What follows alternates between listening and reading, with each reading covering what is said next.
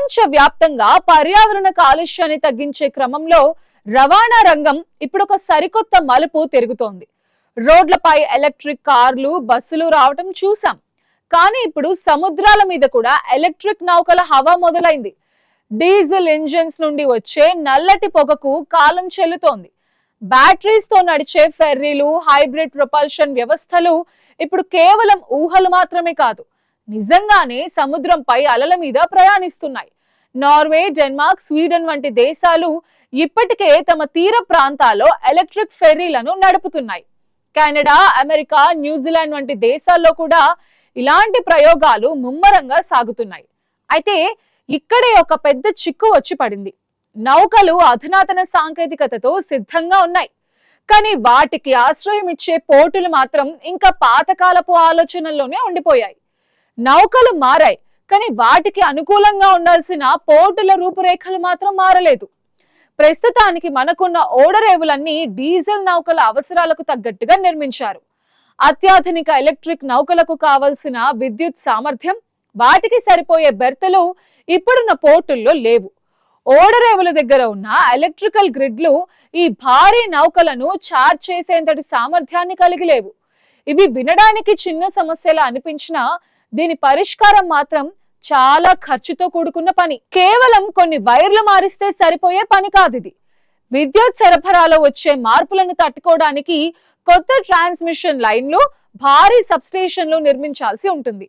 అంటే ఒక పక్క టెక్నాలజీ జెట్ స్పీడ్ లో దూసుకుపోతుంటే దానికి మద్దతు ఇచ్చే మౌలిక సదుపాయాలు మాత్రం నత్తనడకన సాగుతున్నాయి.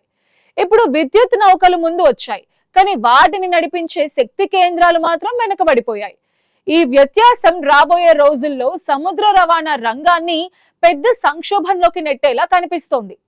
ఎలక్ట్రిక్ నౌకల సంఖ్య పెరుగుతున్న కొద్దీ పోర్టుల వద్ద స్థలం కొరత అనేది ఒక పెద్ద సవాలుగా మారుతోంది.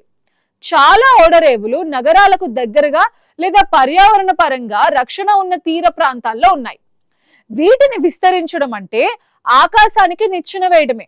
పోర్టులను పెద్దవి చేయాలన్నా లేదా కొత్త సౌకర్యాలు కల్పించాలన్నా పర్యావరణ అనుమతులు రావటం గగనమైపోతోంది. ప్రభుత్వం నిధులు ఇచ్చినా స్థలం మాయాజాలం చేసినట్టుగా రాదు కదా. ఓడరేవులను లోతుగా చేయడానికి సముద్ర గర్భాన్ని తవ్వడం వల్ల జలచరాలు, ఆవాసాలు దెబ్బతింటున్నాయని పర్యావరణవేత్తలు ఆందోళన వ్యక్తం చేస్తున్నారు. అందుకే తవ్వకాలపై ఆంక్షలు పెరుగుతున్నాయి. ముందు నుయ్యి వెనక గొయ్యి అన్నట్టుగా అటు టెక్నాలజీని వాడుకోలేక ఇటు పర్యావరణాన్ని కాపాడుకోలేక పోర్టుల నిర్వహణ సంస్థలు సతమతం అవుతున్నాయి. కేవలం కొన్ని ఛార్జింగ్ స్టేషన్స్ పెడితే సరిపోదు. తీర ప్రాంతమంతా తిరిగే ఎలక్ట్రిక్ నౌకల కోసం ఒక భారీ నెట్వర్క్ అవసరం ఉంటుంది. ప్రస్తుతం ఉన్న ఓడరేవుల వ్యవస్థ ఈ భారాన్ని మోయలేదు. నౌకల సాంకేతికత వేగంగా అభివృద్ధి చెందుతున్నప్పటికీ పోర్టుల నిర్మాణం నెమ్మదిగా సాగటం వల్ల ఒక పెద్ద గ్యాప్ ఏర్పడుతోంది. షిప్పులు ఏం చేయగలవు అనే దానికి, పోర్టులు దేనికి సహకరిస్తాయి అనే దానికి మధ్యన పొంతన కుదరటం లేదు. ఇది కేవలం ఒక్క దేశానికో లేదా ఒక్క ప్రాంతానికో పరిమితం కాలేదు.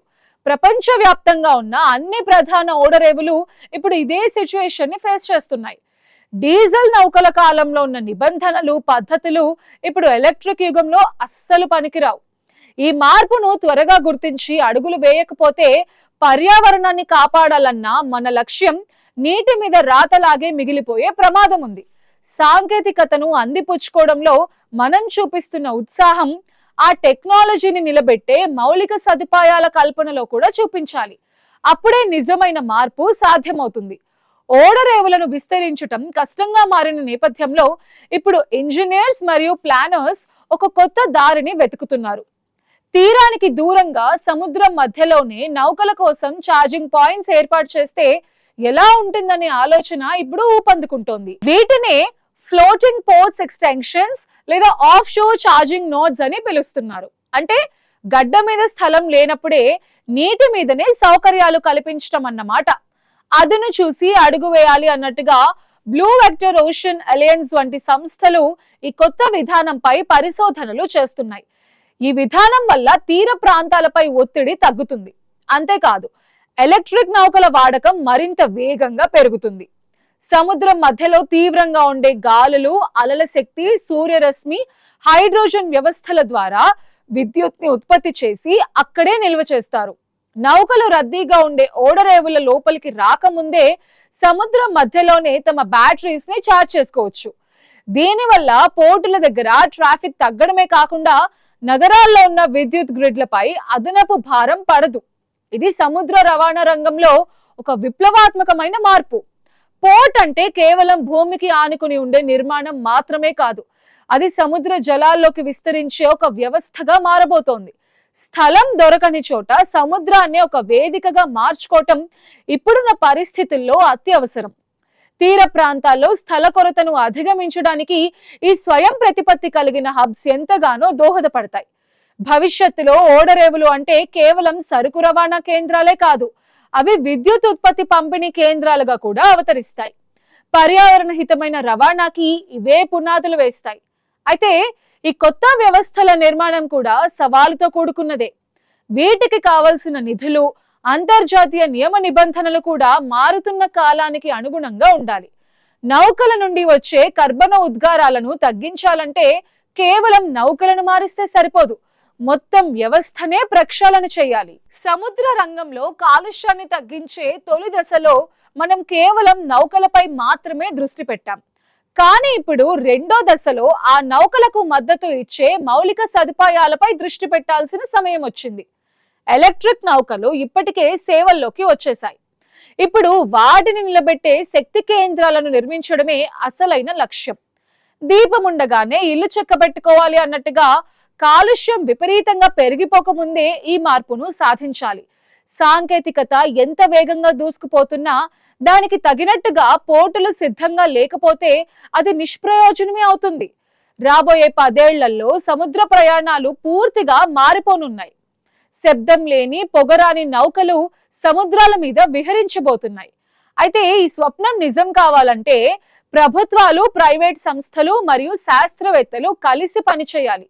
కేవలం లాభాల కోసమే కాకుండా రాబోయే తరాలకు స్వచ్ఛమైన పర్యావరణాన్ని అందించాలనే లక్ష్యంతో అడుగులు వేయాలి. ఓడరేవుల ఆధునీకరణ కోసం భారీగా పెట్టుబడులు పెట్టడం ఇప్పుడు ఒక వ్యాపారం మాత్రమే కాదు, అది ఒక సామాజిక బాధ్యత కూడా. నౌకల డీకార్బనైజేషన్ అనేది ఒక పెద్ద ప్రయాణం. ఇందులో నౌకలు కేవలం ఒక భాగం మాత్రమే. అసలైన శక్తి ఓడరేవుల నుంచే రావాలి. కొత్త రకమైన విద్యుత్ హబ్లు, సముద్రం మధ్యలో ఛార్జింగ్ కేంద్రాలు రాబోయే రోజుల్లో సాధారణం కాబోతున్నాయి. ఈ మార్పును తట్టుకోలేని పోర్టులు కాలగర్భంలో కలిసిపోవడం ఖాయం. ఎంత త్వరగా ఈ మౌలిక సదుపాయాల సమస్యను పరిష్కరిస్తామో అంత త్వరగా స్వచ్ఛమైన సముద్ర రవాణాను చేసే అవకాశం ఉంది. ఎలక్ట్రిక్ షిప్ సేవలో ఉన్న వాటికి శక్తిని ఇచ్చే తీర ప్రాంత వ్యవస్థలు బాలారిష్టాలు దాటుకోవాలి. వాటిని బలోపేతం చేయడమే ఇవాల్టి అవసరం. పర్యావరణ హితమైన నౌకాయానం దిశగా వేసే ప్రతి అడుగు భవిష్యత్ తరాలకు ఒక గొప్ప కానుక అవుతోంది.